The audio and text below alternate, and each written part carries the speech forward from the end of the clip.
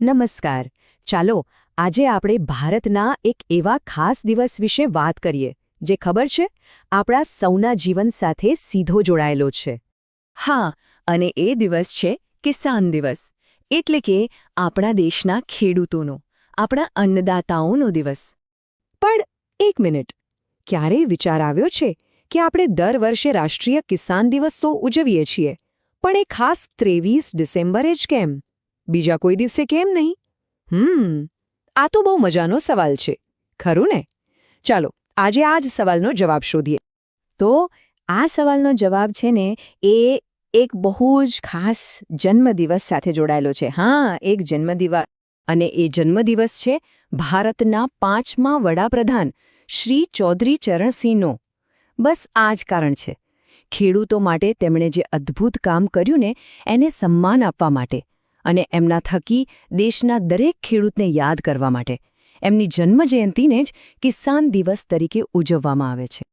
સારું, તો હવે મનમાં એ સવાલ થાય કે આખરે કોણ હતા આ ચૌધરી ચરણસિંહ? એવું તો શું કર્યું હતું એમણે કે એમનો જન્મદિવસ આટલો મોટો દિવસ બની ગયો? ચાલો એમની જિંદગીની સફર પર એક નાનકડી નજર કરીએ. એમનો જન્મ થયો હતો 1902માં ઉત્તર પ્રદેશમાં. ધીમે ધીમે રાજકારણમાં આગળ વધ્યા અને છેક 1979માં ભારતના 5મા વડાપ્રધાન બન્યા. પણ ખબર છે, વડાપ્રધાન પદ કરતાં પણ એમની એક મોટી ઓળખ હતી, અને એ હતી ભારતીય ખેડૂતોના મસીહા તરીકેની. અને એ ઓળખ પાછળનું કારણ બહુ જ સીધું અને સરળ છે. એમનો જન્મ જ એક ખેડૂત પરિવારમાં થયો હતો. એટલે એમને કોઈને પૂછવાની જરૂર નહોતી કે ખેડૂતની તકલીફ શું હોય છે. એ તો નાનપણથી જ આ બધું જોતા અને સમજતા આવ્યા હતા. પણ ખાલી ખેડૂત પરિવારમાં જન્મ લેવાથી કોઈ મસીહા નથી બની જતું, ખરું ને? તો પછી એમને આટલું મોટું બિરુદ કેમ મળ્યું? ચાલો જોઈએ એમણે એવું તો શું કામ કર્યું. જો એમણે જે કર્યું એ ખરેખર કમાલ હતું. એમણે ખાલી વાતો ન કરી, પણ સાચે જ કામ કરી બતાવ્યું. એમણે ખેડૂતો માટે જમીન સુધારણાના કાયદા લાવ્યા. પેલી જમીનદારી પ્રથા જેમાં ખેડૂતોનું શોષણ થતું હતું, એને નાબૂદ કરવા માટે ખૂબ મહેનત કરી. એટલું જ નહીં, ખેડૂતોને એમના પાકના સારા અને વાજબી ભાવ મળે ને એ માટે બજારમાં પણ સુધારા કર્યા. ટૂંકમાં કહીએ તો એમણે હંમેશા ખેડૂતોના હિતને સૌથી પહેલાં રાખ્યું. એમનું એક બહુ જ જાણીતું વાક્ય છે જે એમની આખી વિચારધારા સમજાવી દે છે. એ કહેતા કે સાચું ભારત તેના ગામડાઓમાં વસે છે. કેટલો ઊંડો વિચાર છે નહીં? મતલબ કે જો આપણા ગામડા મજબૂત હશે, આપણા ખેડૂતો સુખી હશે, તો જ આપણો દેશ સાચા અર્થમાં આગળ વધી શકશે.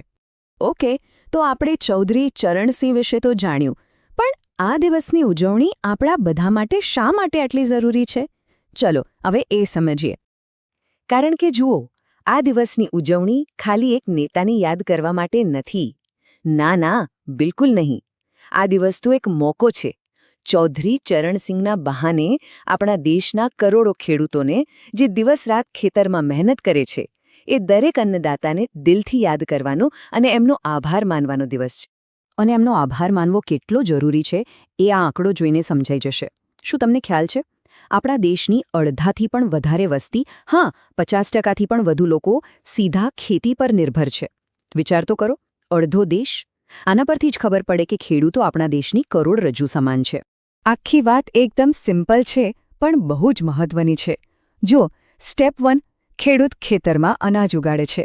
સ્ટેપ 2, એ અનાજ કોઈક રીતે આપણા ઘર સુધી પહોંચે છે. અને સ્ટેપ 3, એ જ અનાજ ખાઈને આપણે સૌ અને આખો દેશ ચાલે છે. જો આ સાંકળમાંથી પહેલી કડી એટલે કે ખેડૂત જ નીકળી જાય તો બધું જ અટકી જાય. તો બસ આજે આટલું જ. પણ જતા પહેલાં એક નાનકડો વિચાર.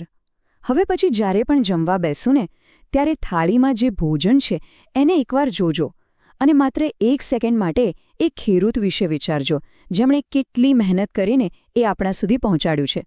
શું આપણે એમને મનમાં ને મનમાં એક થેન્ક યુ કહી શકીએ? જરૂર વિચારજો.